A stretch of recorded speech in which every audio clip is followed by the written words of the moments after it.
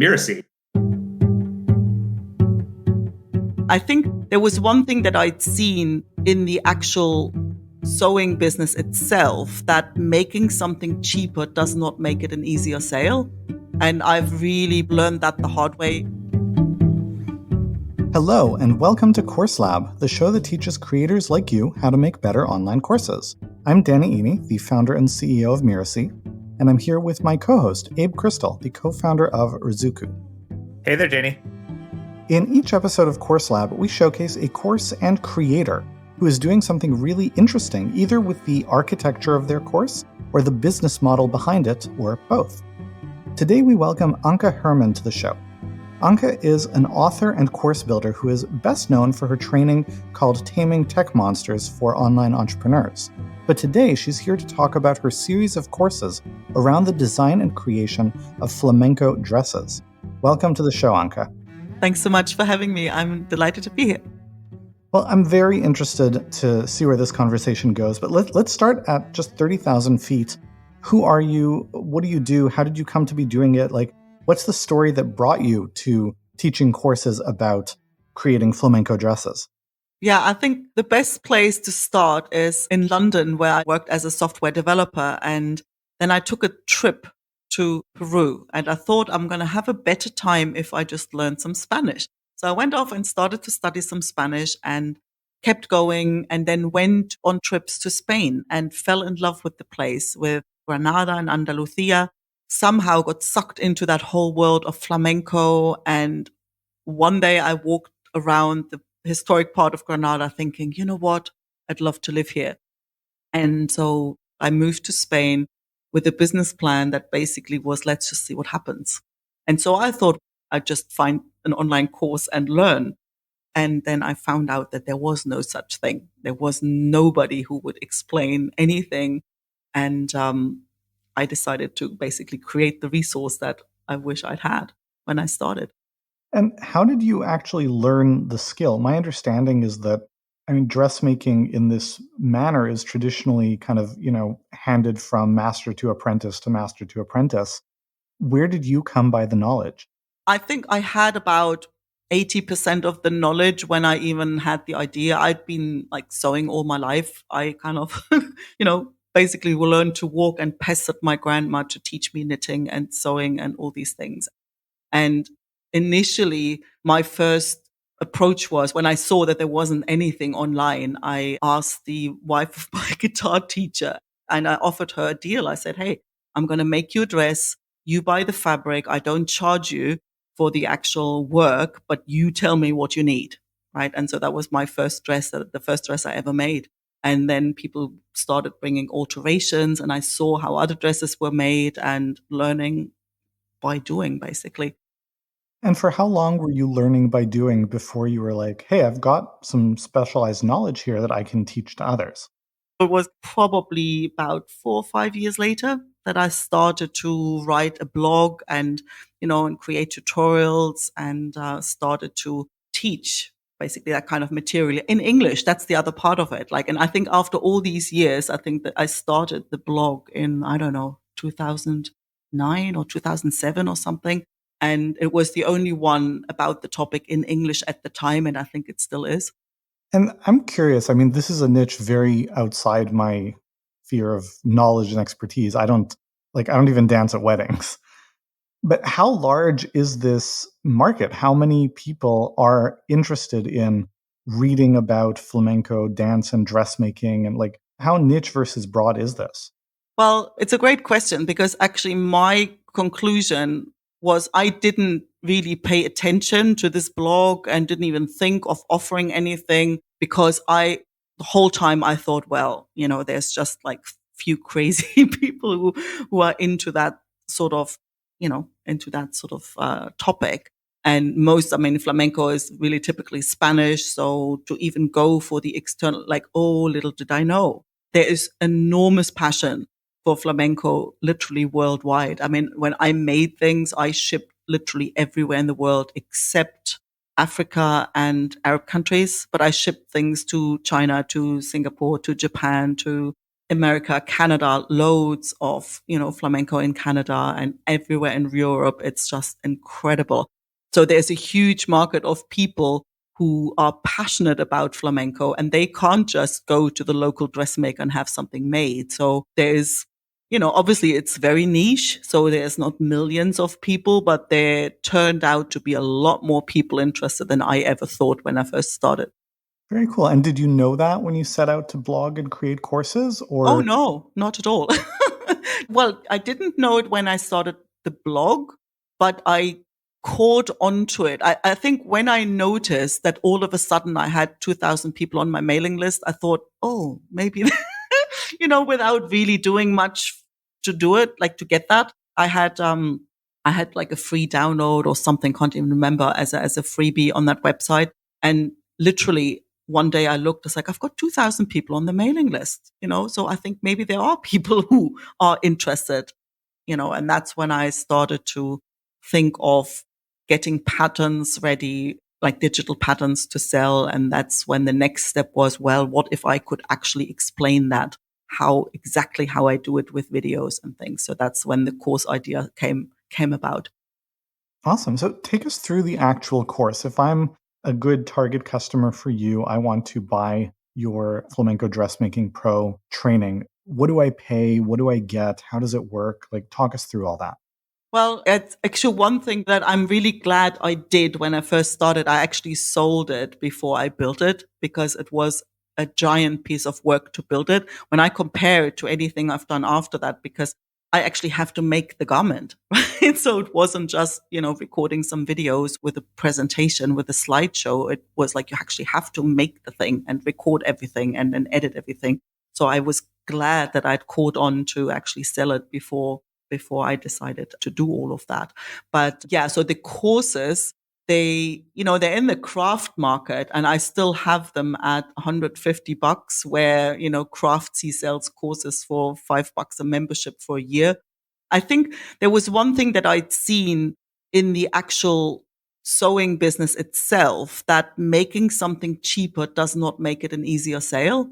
And I've learned that the hard way when I decided to put actually skirts that I'd made for sale online. And when I actually had them more expensive, they sold better because I think when they were too cheap, people were assuming that the fabric wasn't any good. And so I'd gotten that idea that making it cheaper does not. And I tried sometimes, I would do like a Black Friday sale and offer them for a really cheap price and didn't find that people were buying more. So it was basically, okay, this is what it costs. Can you talk to us a bit more about how you work with your students around this skill? It's a very exciting to be able to teach this online because it opens up so many possibilities for how you can serve people around the world. And yet I could also see at times it being challenging to get people to apply these techniques successfully through a virtual environment rather than if you were standing next to them, you could guide them through it and give them, physical feedback and so on. So yeah, if you just talk to us about how do you help your students be successful in this context and, what's worked best in terms of helping them learn. Well, I think the first thing that I actually always really make sure I point out, and there's a lot of, client submissions of photos of things that people have made, is to help them see that there's a lot of fabric involved and it's not usually your quick Sunday afternoon project, but it isn't difficult, right? You don't need any special skills for it, right? You just need to know what to do in what order. And so I show them that. So I've had a whole bunch of people who sent me pictures and said, look, it's the first thing I've ever made. And you would see it, you would never guess. You think it's made by a professional because there's so many ruffles and it seems so elaborate. But I really make sure they know, well, it's not that difficult. There's nothing that you need to have advanced skills for. And I do offer email support. I've had people on Zoom calls where it's like, look, I'm stuck here. So we can, these days we can hop on Zoom, but it doesn't happen very often. I don't get a lot of questions or people struggling. Sometimes they have questions and they'll ask, and then I'll send a Loom video back, or, if I can explain it in writing, I'll explain it in writing, but I'm quite happy to send a Loom video and show them. And yeah, it's not usually a problem. Quite often it's about how do I make this fit for me? And I've got a whole detailed video for that. And I think one of the biggest challenges is for one of the garments, there's a type of material required that's really difficult to find outside of Spain. So, I've had to kind of do some research on how people can get it to wherever they live. How do you manage the provision of that feedback? Like, I can imagine that if I am taking your course and I'm trying to make a dress look a certain way and feel a certain way, and it's not quite working, it might be hard for me to articulate what the problem is. And then you get this very imprecise articulation. Maybe I send some photos that are not super clear.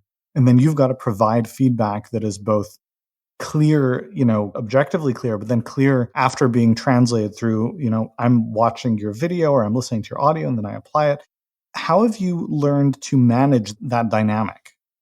It's never been a challenge, really. I don't know whether I had really tough training on that. I think it's like spending years making dance costumes for Spanish flamenco dancers who usually can't really express well what they want. You learn a lot.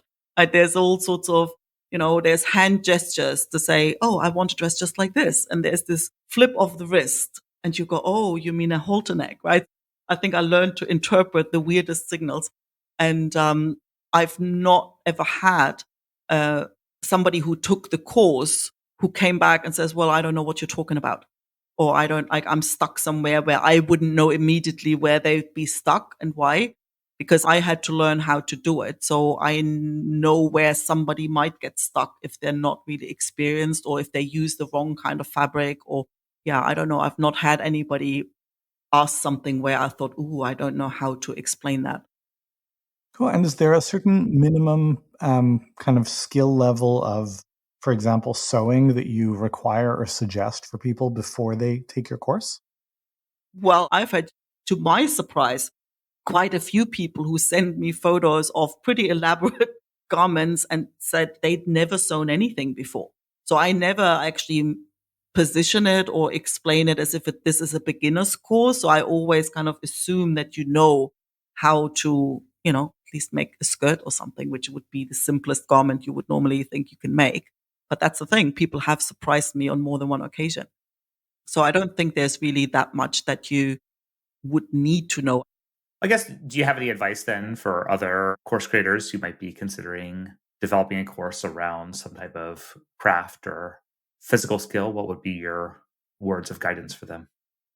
I think from the feedback I've been getting is be generous with the knowledge in the sense of I would give them all the shortcuts and all the little tricks and all the things that I've learned. Like, if you just go and you start this way, it's much easier because of, so that they really get the sense like this is helpful and this is much more valuable than a YouTube video, a random YouTube video you can find somewhere, and something that allows, like, if you have any techniques or little tricks that will help people get a great result without fiddling a lot, without this being, because that's the thing, what you want to avoid is that people get frustrated and not finish it.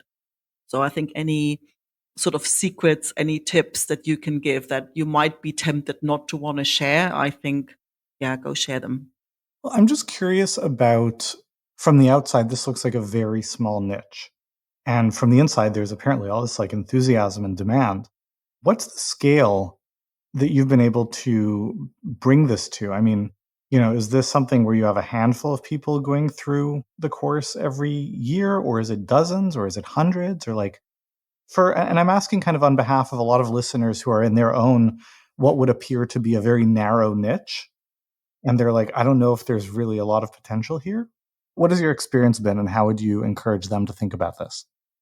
So when I first created it, it was like 10 people here in that first round. And then there was another 20 people in the next round. And so people would just then sign up. So it was this constant trickle, where I sometimes thought, ooh, I should, I was always busy sewing instead of being able to market this. And I probably didn't know how to fully market it. Usually people find it through Pinterest because I'm doing a little bit of Instagram, but that's that. So I think building a community around it, I think that's really crucial.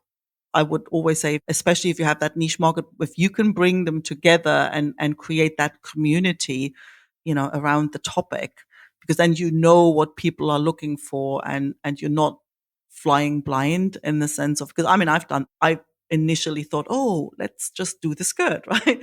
So, and it wasn't really until I asked what people actually really wanted. And it's really difficult if you don't, well, it's hit and miss. If you just create what you think they need, as opposed to what they actually want and feel they need, that's, I think the closer you can be to your people, the better. So I don't have it as a, like, this is the thing I live off. I just have it there, and I'm still passionate about ruffles and polka dots to support it and to have it there. But, I'm not actively pushing it. So it trickles at the moment without doing anything. So that's probably, I always look at this and I'm like, this is so passive. It can't get any more passive income than it is. But, I've not tried what would happen if I gave it my full focus. Very cool. Thank you for sharing that. I don't have any other questions. This was fascinating. Abe, do you want to do the readout? Right. Anke Herrmann is a seamstress, course builder, and author who elevates entrepreneurs by helping them tackle their overwhelming tech stacks. You can learn more about her and what she shared with us today by visiting flamencodressmaking.com. That's flamencodressmaking.com. Now stick around for my favorite part of the show, where Abe and I will pull out the best takeaways for you to apply to your course.